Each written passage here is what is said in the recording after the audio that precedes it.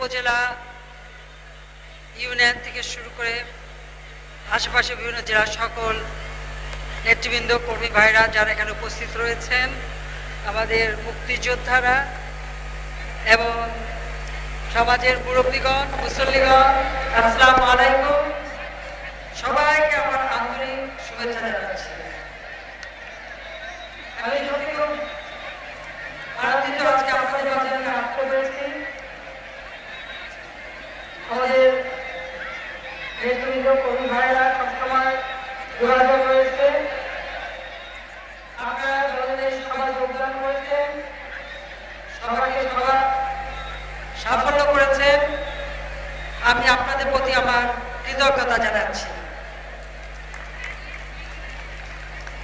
আমি প্রথমেই পরম শ্রদ্ধাভরে স্মরণ করছি সর্বকালের সর্বশ্রেষ্ঠ বাঙালি জাতির পিতা বঙ্গবন্ধু শেখ মুজিবুর রহমানকে। আমি শ্রদ্ধার সাথে স্মরণ করি এই রাজশাহী মাটির সন্তান যারা কামরুজ্জামান, সৈয়দ নজরুল ইসলাম, তাজউদ্দিন আহমেদ, মনসুর আলী এবং কামরুজ্জামানকে ঢাকা কেন্দ্রীয় কারাগারে জিয়া মুস্তাকের আমলে নির্মমভাবে হত্যা করা হয়েছিল। সেই চার নেতার প্রতি আমি শ্রদ্ধা জানাই।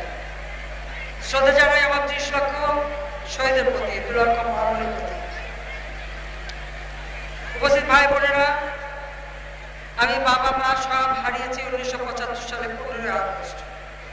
আমার বাবা জাতির পিতা বঙ্গবন্ধু শেখ মুজিব এই দেশ স্বাধীন করেছিলেন, দুঃখী মানুষের মুখে হাসি ফোটাতে চেয়েছিলেন, বাংলাদেশকে উন্নত সমৃদ্ধ করতে চেয়েছিলেন, একেবারে গ্রামের তৃণমূল পর্যায়ের মানুষের জন্য সুন্দর জীবন পায়, সেটাই ছিল তার আকাঙ্ক্ষা। স্বাধীনতার পর মাত্র 3.5 বছর সময় পেয়েছিলেন।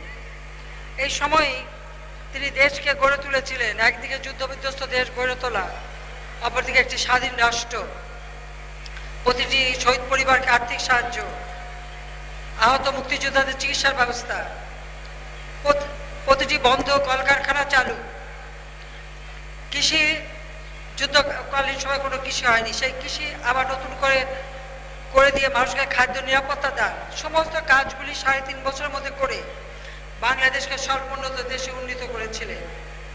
বাংলাদেশকে আরো এগিয়ে নিয়ে যেতে চেয়েছিলেন, উন্নত সমৃদ্ধ করতে চেয়েছিলেন, কিন্তু দুঃখের বিষয় সেটা করে যেতে পারেন নাই। তার কারণ আপনারা জানেন, 75 15 আগস্ট সেই দিন আমার বাবা জাতির পিতা বঙ্গবন্ধু শেখ মুজিবকে নির্মমভাবে ঘাতকের দল হত্যা করে।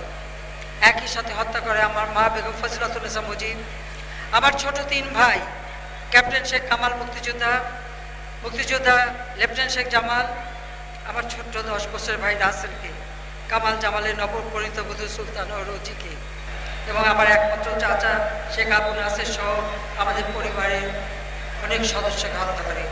এমনকি পুলিশ অফিসার এএসআই সিদ্দিকুর রহমানকে হত্যা করে, আমার বাবা মিলিটারি সেক্রেটারি ব্রিগেডিয়ার জামিল উদ্দিনকে হত্যা করে। আমি আজকে দিনে তাদের শ্রদ্ধার সাথে স্মরণ করি, আত্মার মাগফিরাত কামনাকারী।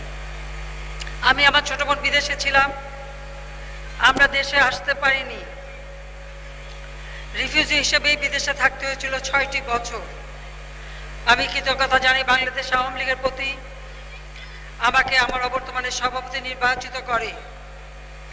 আমি এই দেশে ফিরে আসি, এমন একটি দেশে যেখানে আমার কোনো বিচার